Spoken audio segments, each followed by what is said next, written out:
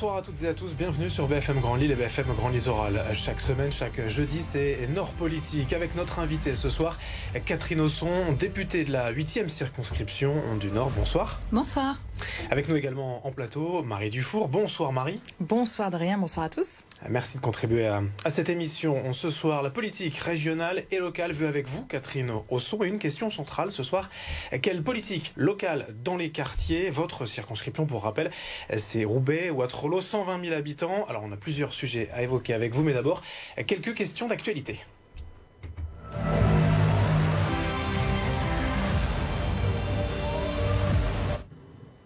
Et ce qui domine l'actualité du jour dans la métropole lilloise et notamment dans votre circonscription, c'est le procès du maire de Roubaix, Guillaume Delbarre, avec 13 autres prévenus. Ils sont soupçonnés de fraude fiscale. Sans revenir sur le détail de cette affaire plutôt complexe, sans oublier la présomption d'innocence non plus. Première question, Catherine Hausson, vous étiez au courant de ces faits ? Pas du tout. Et j'avoue que je partage le même sentiment qu'une grande partie de la population et des élus locaux. C'est la sidération. J'étais au vélodrome de Roubaix quand j'ai appris la nouvelle sur la presse. Et c'est voilà, le choc et la sidération. Vous n'avez pas eu de contact avec le maire de Roubaix depuis ? On s'est croisés à l'occasion de Paris-Roubaix. On va qualifier nos conversations de diplomates et républicaines. Vous êtes sidéré puisque selon vous c'est néfaste pour la confiance de la population envers les élus. On sait que dans votre circonscription et à Roubaix, l'abstention bat des records à chaque fois. Oui, c'est compliqué parce que, vous savez, moi je me lève tous les matins en me disant que je suis la députée de la circonscription la plus pauvre de France. Et c'est important d'avoir cet exercice-là parce que ça doit être la boussole de mon quotidien dans mon travail parlementaire.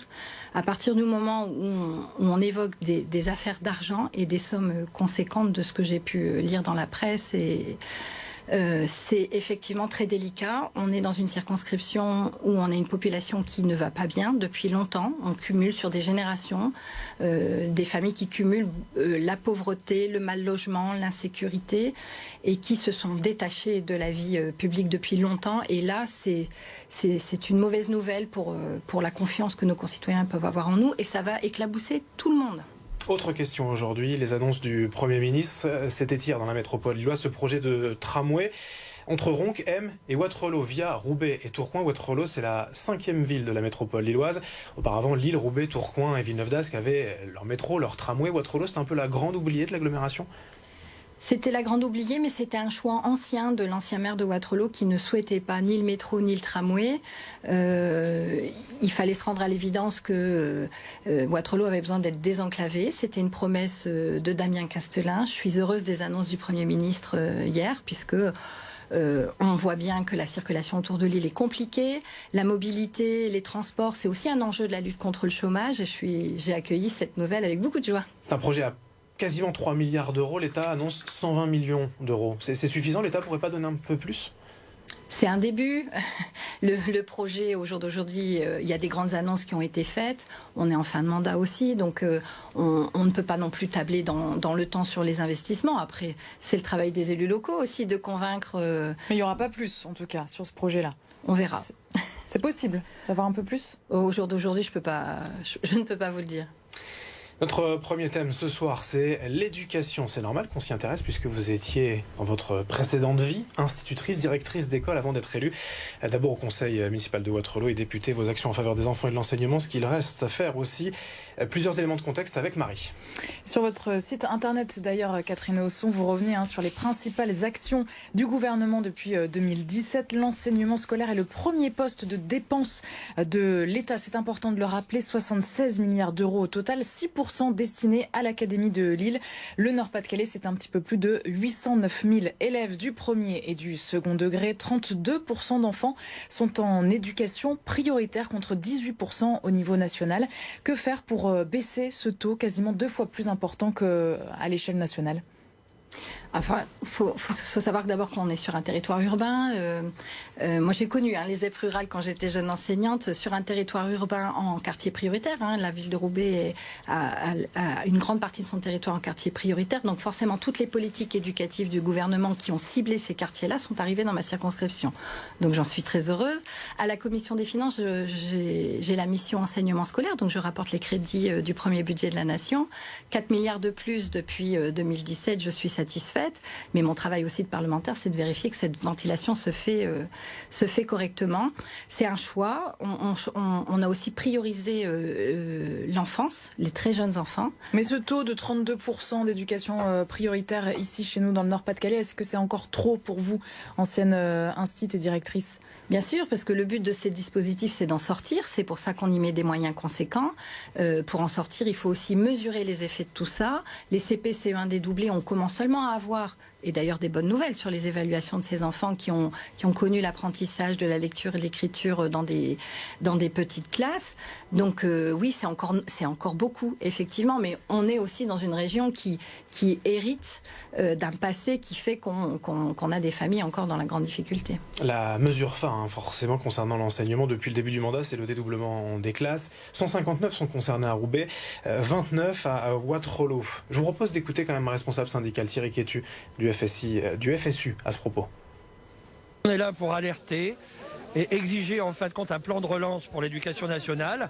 Après 1 an et demi de Covid, pour nous, il est inacceptable de voir les mesures qui sont prises. Les conditions de travail se sont dégradées dans les établissements, avec plus d'élèves par classe, moins de dédoublement, énormément de problèmes justement qui sont à régler et en urgence. C'était un son enregistré lors d'une manifestation la semaine dernière. Le dédoublement des classes, c'est vraiment efficace ? Oui, c'est efficace. On a accompagné ces mesures de dédoublement par des évaluations qui démontrent. Puis moi, j'ai fait mon travail. Je suis allée dans les écoles de ma circonscription qui ont dédoublé. Je suis allée à la rencontre des parents. J'ai des témoignages de parents qui me disent « Mais moi, j'ai eu un plus grand avant. Ça se passait pas bien. Ça se passait pas bien parce que la classe était grande. Il y avait beaucoup d'enfants. Le petit dernier est dans un petit CP. C'est moins bruyant. Il travaille mieux, il travaille plus. Et les parents constatent que les enfants apprennent plus vite à lire et c'est un rapport de la DEPP qui annonce que c'est surtout sur le climat général de la classe finalement que cette mesure a un effet. Sur les apprentissages, l'effet est un peu plus limité, surtout en CE1. Je pense que l'effet Covid a dû jouer quand même un petit peu aussi là-dessus, parce que même si on est un des pays d'Europe qui avons laissé l'école le plus longtemps ouverte, on a cet effet Covid forcément à un moment dans les résultats scolaires. La grande inquiétude, par exemple, des enseignants de Roubaix, ce sont les grandes sections. Les grandes sections qui vont rentrer en CP l'année prochaine, qui sont contentes qu'elles vont rentrer dans des CP à petits effectifs, mais on a des grandes sections qui n'ont pas le niveau grande section et qui n'ont pas les prérequis pour la lecture et l'écriture. Est-ce qu'il faudrait surtout mettre des meilleurs enseignants dans ces classes dédoublées? C'était ce qu'avait annoncé Emmanuel Macron, en fait, des enseignants avec au moins 3 ans d'expérience. Cette promesse n'a pas forcément été engagée? C'est très compliqué parce que vous voyez bien que les réactions syndicales sont parfois compliquées. Quand monsieur il parle des conditions qui se sont dégradées, en fait, il y a un rééquilibrage secondaire vers le premier degré qu'on assume complètement. Enfin, moi, je suis enseignante du premier degré, donc évidemment, je regarde le second degré avec un regard différent. Les enseignants du premier degré font toutes les matières, s'occupent de toutes les classes. Il n'y a pas de statut des directeurs d'école. On a légiféré la semaine dernière. Enfin, on pourrait aller encore plus loin dans ce qui se passe dans le premier degré. Sur augmenter les salaires, par exemple? Je pense que l'augmentation des salaires, elle est liée au mode de recrutement. Quand on a recruté à Bac+3, on n'avait pas les mêmes revendications salariales qu'on a recruté à Bac+5. Mais ça va de pair aussi. À partir du moment où on recrute des enseignants avec un niveau à Bac+5, je pense que le niveau d'exigence, il est aussi autre. Les salaires des enseignants en France sont en moyenne 15% inférieurs à la moyenne des pays de l'OCDE. Pourquoi on a pris un tel retard ? Alors, le retard des salaires ne date pas de ce quinquennat, évidemment. Donc, nous, on a pris nos responsabilités depuis le début du mandat. Le Grenelle de l'éducation a été quand même une grande opération. Moi, j'étais responsable du Grenelle de l'éducation pour les Hauts-de-France. On a eu des mesures qui ont été prises, mais évidemment, on est dans le temps long, comme on est dans le temps long pour la police, comme on est dans le temps long pour la justice. On doit rattraper des années et des années d'inertie, et tout ça, c'est des choses qui se mettent en place. Il faut encore plus de postes aussi ? Est-ce que c'est ça aussi le nerf de la guerre, comme on le dit, être plus nombreux aussi dans les classes pour diminuer justement ce Si vous lisez les rapports de la Cour des comptes, moi j'ai demandé plusieurs rapports à la Cour des comptes pendant le mandat sur la façon dont on travaille, notamment sur la médecine scolaire. C'est pas forcément une question de poste, mais en tout cas c'est une question d'organisation. Il faut absolument qu'on fasse rentrer l'école dans l'école du 21e siècle. On est encore trop dans le papier, on est encore trop dans les procédures à l'ancienne. On a une certaine inertie parfois de nos collègues qui ont un peu de mal à rentrer dans cette école du 21e siècle. On a aussi la science qui avance sur les problèmes de dysorthographie, de dyslexie. Il faut que cette école rentre dans le 21e siècle avec les outils du 21e siècle. Un mot aussi concernant le handicap à l'école. On est une région frontalière, votre circonscription d'autant plus. Trop souvent, on voit des parents d'enfants en situation de handicap contraints d'aller scolariser leur enfant en Belgique à quelques kilomètres. Il n'y a pas assez de place. En fait, en France, non seulement pas assez de postes d'AESH. Vous avez quelques échos de parents dans votre circonscription qui sont dans cette situation? Oui, évidemment. Alors, c'est compliqué parce que quand on touche aux enfants et qu'on interroge les parents, c'est forcément le centre du monde. Mais bon, moi, je rappelle que j'ai connu entre 2012 et 2017, une période où on n'avait même plus personne dans les écoles pour prendre en charge les enfants porteurs de handicap. Donc on a installé un service public de l'école inclusive qui n'existait pas. Alors il faut que ça se mette en route. Je pense aussi qu'il faut rompre avec les notifications MDPH. Notification MDPH ne veut pas forcément dire AESH à côté d'un enfant.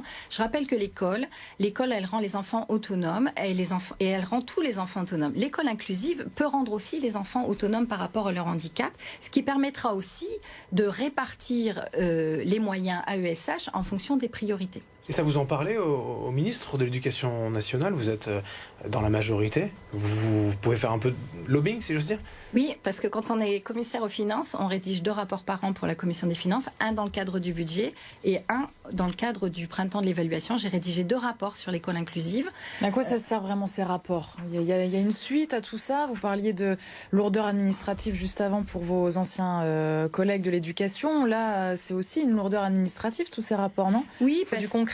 Oui, il y a du concret. Vous voyez par exemple qu'en termes de RH, il y a des mots qu'on introduit à l'école qui n'existaient pas. Alors vous parlez de management dans une école, c'est encore un mot tabou, mais il va bien falloir que ça arrive. Moi, à titre personnel, j'étais directrice d'une école avec 215 élèves. J'avais une dizaine d'enseignants sous ma responsabilité, plus le personnel municipal, plus les contrats d'insertion, plus les emplois d'avenir à l'époque professeurs des écoles.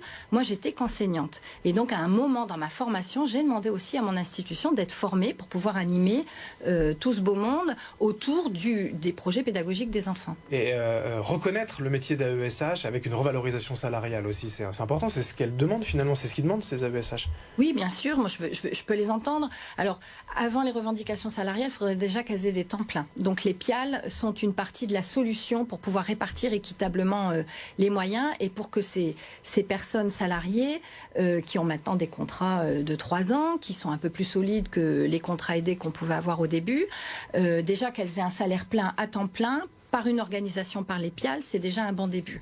Et je pense aussi que, moi j'aimerais bien par exemple que ce personnel soit, puisque nous avons une difficulté de recrutement dans l'éducation nationale, j'ai suggéré dans mon rapport que ce personnel aussi devienne à l'avenir, par la formation, un vivier pour devenir les enseignants de demain. Et quelle belle entrée que d'être enseignant quand on a démarré par la grande difficulté scolaire. L'autre thématique à aborder avec vous ce soir, Catherine Hausson, c'est la sécurité. Alors c'est malheureusement souvent en lien quand on parle de Roubaix, vous l'avez dit vous-même lors de récentes interviews, malgré votre place sur l'échiquier politique plutôt à gauche, ça est un sujet majeur pour vous, n'est-ce pas Marie?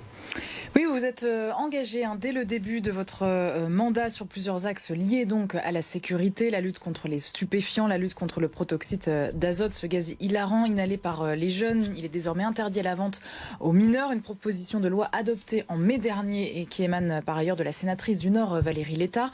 Vous militez également contre les rodéos sauvages, un phénomène qui prend de l'ampleur partout dans la région et qui génère tout un tas de nuisances évidemment. Et pour maintenir l'ordre, pas de secret, il faut des effectifs de police et de gendarmes. Comment vous, en tant que députée Catherine Hausson, vous pouvez intervenir pour faire augmenter les effectifs? Alors d'abord, c'est un travail que j'ai fait dès le début du mandat. J'ai travaillé avec Gérard Collomb, j'ai travaillé avec Christophe Castaner, j'ai une oreille attentive de Gérald Darmanin. Effectivement, quand vous regardez les effectifs de police, en 2017, on était à presque moins 400 sur le commissariat, alors qu'au début du quinquennat, on était à plus de 600. Donc à Roubaix, il y a une vraie chute des effectifs. Comment on l'explique cette chute déjà en quelques années? C'était un choix de l'époque. C'était le mandat sous Sarko où on a supprimé des policiers, des profs et on a fermé des lits d'hôpitaux. Enfin, on peut me dire mes collègues LR peuvent dire ce qu'ils veulent, mais c'est la réalité. Les chiffres ne mentent pas. Après, une fois quand on demande des effectifs, il faut dégager des mesures budgétaires. Là, c'est 1,5 milliard qui ont été annoncés pour le projet de loi de finances. Je serai présente au moment du vote des crédits sécurité parce que, évidemment, c'est un symbole pour ma circonscription, pour que les concitoyens les plus fragiles, c'est le service public le plus important pour la population les plus fragiles, c'est la sécurité. Ceux qui n'ont pas les moyens de se protéger doivent pouvoir avoir un service public de la sécurité de qualité. Le président de la République, en venant à Roubaix le 14 septembre, a annoncé vouloir plus de bleus, plus de policiers. 37 nouveaux policiers sont arrivés à Roubaix en septembre. C'est pas encore assez pour vous? C'est pas encore assez parce qu'il faut faire le delta aussi avec des départs. On a aussi des départs en retraite. On a des policiers aussi qui bougent et qui demandent leur mutation. C'est pas assez, mais on sent quand même que au niveau d'effectifs, on n'est plus du tout dans des fermetures et on a des arrivées d'effectifs. Alors effectivement, il faut rattraper un temps long. Ça, c'est clair. Mais en plus des effectifs, on a aussi du matériel qui est arrivé conséquent. Enfin, moi, je me souviens qu'au début du mandat, les nuiteux m'ont demandé comment faire pour avoir des lampes de poche pour travailler la nuit. On n'en est plus là. Il y a de l'équipement, il y a des voitures qui roulent, qui ne tombent plus en panne, qui sont entretenues. Tout ça, c'est flagrant. Vous voyez bien les 308 quand elles sont arrivées sur le territoire. Les 3008, pardon. Quand elles sont arrivées sur le territoire, tout le monde les a vues. C'était... Au-delà de ces moyens matériels ou humains, est-ce que c'est pas le lien de confiance qui est rompu quand même dans les quartiers, à Wattrelos, à Roubaix, entre la police et la population? Vous savez, moi, le sentiment d'abandon de ma population, je le connais bien parce que électoralement, évidemment, ça a des conséquences. Moi, je suis candidate sur le territoire depuis 2008. On a toujours affronté le Front National au deuxième tour, quand il y a eu un deuxième tour. Et donc, le sentiment d'abandon, je sais bien ce que c'est. Moi, en tant que directrice d'école, je l'ai vécu aussi. Quand une voiture brûle dans le quartier de Beaulieu où j'enseignais à Wattrelos, dans des familles, c'est le début du drame. Parce que c'est des voitures qui ne sont pas finies d'être payées avec des crédits, avec un taux parfois abracadabrantex. C'est des voitures qui sont mal couvertes par les assurances. Et c'est le début du commencement de la fin pour une famille qui n'a plus le véhicule pour pouvoir aller travailler, parfois de l'autre côté de la frontière. On a toujours le sentiment qu'il y a un affrontement en fait entre policiers et habitants des quartiers. Vous savez, je pense qu'il y a encore, dans les quartiers, vous avez des gens qui n'ont pas intérêt à ce qu'il y ait la paix sociale et que ça fonctionne bien. Il y a des gens qui ont besoin d'affaiblir les forces de l'ordre pour pouvoir exister et continuer à trafiquer toutes sortes de choses malfaisantes. On va enchaîner avec le protoxyde d'azote. Marie l'a dit, c'est une loi proposée par la sénatrice du Nord Valérie Létard, que vous avez aussi défendue. Vous luttez contre ce gaz hilarant, mais dangereux. C'est une loi en fait qui ne concerne que les mineurs. Pour l'instant, c'est pas suffisant. Non, c'est pas suffisant. Moi, je pense qu'à un moment, il va falloir le dire, que les industriels ont leur responsabilité.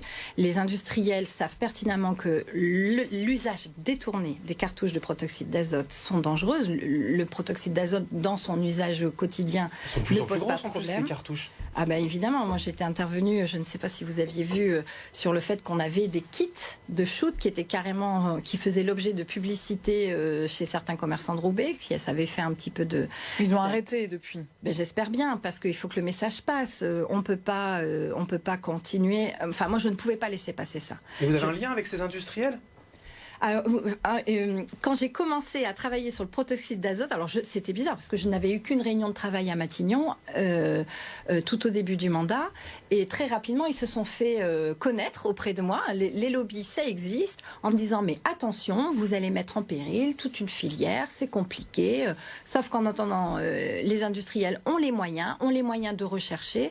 Le protoxyde d'azote, c'est un gaz qui peut être remplacé par un gaz beaucoup moins toxique, parce que le protoxyde d'azote dans l'usage quotidien, c'est juste pour faire pression dans un siphon. Et vous n'avez pas moyen de l'interdire, tout simplement ? Non, parce que, alors, pénalement, c'est très compliqué, parce que vous ne pouvez pas interdire un produit qui n'est pas dangereux dans son utilisation du quotidien. C'est son utilisation détournée qui est dangereuse. Et donc, pénalement, on a un vide qui ne nous permet pas de l'interdire. C'est pour ça qu'on a pu protéger au moins les mineurs. Déjà en juillet 2019, le maire de la Madeleine avait pris un arrêté, ça avait été un des premiers, pour interdire la vente aux mineurs. On va d'ailleurs écouter le maire de la Madeleine, Sébastien Leprêtre. Endiguer le phénomène, je n'aurais pas cette prétention-là, mais il a été ralenti. On a bousculé les consommateurs et on constate qu'il y a moins de consommation qu'on en avait observé au début quand on a dû prendre cet arrêté municipal. On voit bien que c'est un problème de santé publique et qui s'exprime certes sur quelques communes du Nord, mais qui a pris une dimension qui est à l'échelle du territoire national. Quand des maires commencent à prendre des arrêtés jumeaux sur leur territoire communal, ça doit nécessairement interpeller le gouvernement et les législateurs en l'occurrence. Il y a des arrêtés municipaux, il y a cette loi. Vraiment, comme le dit le maire de la Madeleine, on sent un recul de la consommation. C'est pas le sentiment qu'on a. Alors, oui, quand même, parce qu'à un moment, il faut qu'il y ait une prise de conscience du danger. D'abord, les parents. Il faut un moment que les parents se posent des questions. Quand on retrouve des ballons de baudruche dans les poches de ses enfants, il y a un moment, il va falloir... C'est surtout dans les rues, quand même, qu'on les trouve. Mais on a aussi toute une sensibilisation. L'ARS s'est emparée du sujet parce que c'est un problème de santé publique, où maintenant, vous avez ces thématiques-là qui sont abordées dans les centres sociaux, dans les maisons de jeunes, dans les collèges, les lycées. Donc, ça a eu au moins le mérite d'avoir un discours de prévention vis-à-vis de nos jeunes. Alors, comme le maire l'a bien rappelé, il n'y a pas de baguette magique, mais en tout cas, sur ce côté-là, oui, on peut quand même dire qu'il y a des effets. La prévention, on sait faire dans le pays. Puisqu'on parle de comportement à risque, cette salle de consommation à moindre risque, voulue par Martine Aubry à Lille, c'est pas votre circonscription, je sais, mais le ministre de l'Intérieur, Gérald Darmanin, lui, se dit plutôt opposé, réticent. C'est quoi votre avis sur cette salle de consommation à moindre risque prévue à Lille? Vous savez, moi, je fréquente la gare du Nord. Puisque je me déplace en train jusqu'à Paris. Il y a une salle pas loin de la gare du Nord. La gare du Nord est une des gares les plus difficiles de la ville de Paris. Vous n'avez pas du tout cette ambiance dans les autres gares parce que effectivement, un point comme ça ramène une population, et quand on ne sait pas gérer, quand on crée un appel d'air d'une population qui ne va pas bien, qui est dangereuse, qui sont d'abord dangereux pour eux-mêmes et qui sont aussi dangereux pour les autres, ça crée... Quand on ne sait pas gérer ça, moi je suis contre. Moi je suis contre. Sincèrement, je balade régulièrement dans certains quartiers de Roubaix. Quand on me parle de dépénalisation, j'ai envie de dire à ces gens-là, mais venez dans mon quartier, allez voir cette personne, dites-lui, installez-vous, payez votre URSSAF, mettez une belle enseigne, déclarez vos salariés, mettez en place la médecine du travail. Enfin, c'est risible, c'est risible. Votre lutte aussi contre les rodéos urbains, on va en parler rapidement, c'est un fléau pour les habitants des quartiers. Il y a une loi depuis maintenant quelques temps, mais cette loi existe, est-elle vraiment efficace ? Alors, elle est efficace en partie, évidemment. Quand on avait légiféré à l'époque, on avait dit qu'on ne réglerait pas tous les problèmes parce que la délinquance de ce pays a quand même une capacité à s'adapter à tout ce qu'on peut mettre en place pour empêcher ces phénomènes. Natalia Pozireff a fait partie de la commission qui a évalué la loi et qui avait coécrit la loi à nos côtés à l'époque.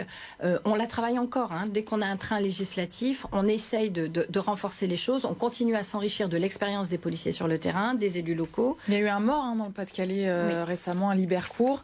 Il faut que ça fasse changer les choses. Selon vous, qu'on aille plus loin, la préfecture du Pas-de-Calais interdit les rodéos sauvages, les runnings sauvages, les week-ends au mois d'octobre, mais après, au mois de novembre et pendant l'hiver et l'année prochaine. Bon, généralement, ces phénomènes se calment un peu l'hiver à cause des conditions météo et des regroupements. Mais ça revient quelques mois après. Ça reviendra quelques mois après.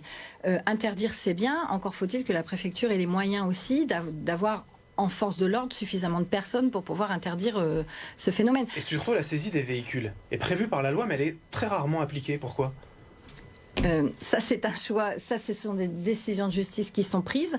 Et quand bien même ils sont confisqués, on a aussi un problème parce que il y a des véhicules qui sont confisqués, mais qui sont restitués.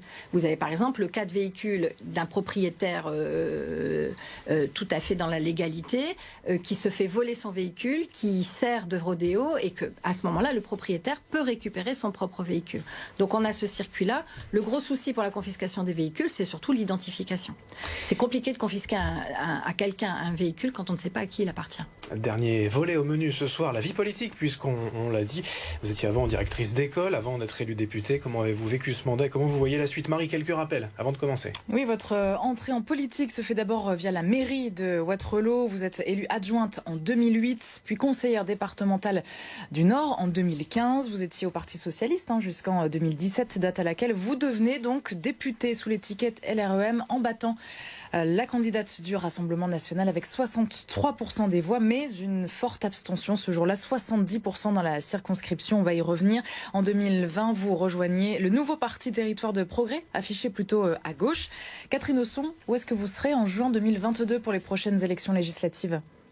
Alors, il est un peu tôt pour faire des déclarations de candidature.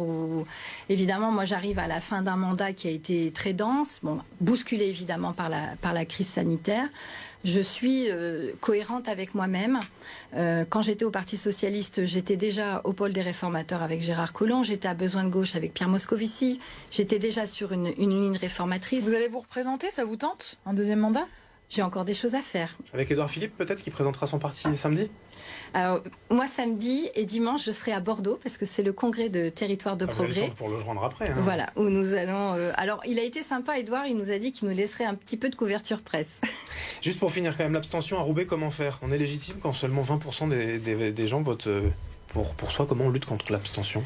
L'abstention, c'est toujours compliqué parce que je pense que déjà, quand on améliore le quotidien des gens, on peut régler une partie des choses. Moi, j'ai affronté des gens qui n'avaient pas intérêt à ce que le quotidien des gens soit amélioré. Il y a des gens qui font de la politique qui n'ont pas intérêt à ce que les gens aillent mieux. Est-ce qu'il a vraiment changé le quotidien des Roubaisiens depuis 2017, avec vous en tant que député? Je pense qu'au niveau des services publics, il y a plus d'enseignants, il y a plus de moyens pour l'hôpital de Roubaix, il y a plus de moyens pour l'hôpital de Wattrelos, il y a plus de policiers dans les rues. Donc d'un point de vue service public, je pense que, moi en tout cas, je revendique ce bilan qui est très bon. Je note aussi que le Secours populaire de Roubaix n'a jamais eu autant de familles qui sont venues frapper à leur porte. Ça, j'en ai bien consciente. Moi, j'ai démarré la vie politique en étant adjointe à l'action sociale. La lutte contre la pauvreté, c'est mon quotidien. Et je sais que il faut vraiment du réseau, animer des réseaux qui acceptent de travailler ensemble et de mettre toutes leurs énergies pour lutter contre ce fléau. Merci Catherine Hausson d'avoir participé à cette émission ce soir avec nous. Merci Marie Dufour d'y avoir participé. Merci, à la semaine prochaine. Merci également Nour Oladi avec nous à l'édition ce soir. Merci à toutes et à tous de nous avoir suivis sur BFM Grand Lille et BFM Grand Littoral. Très bonne soirée.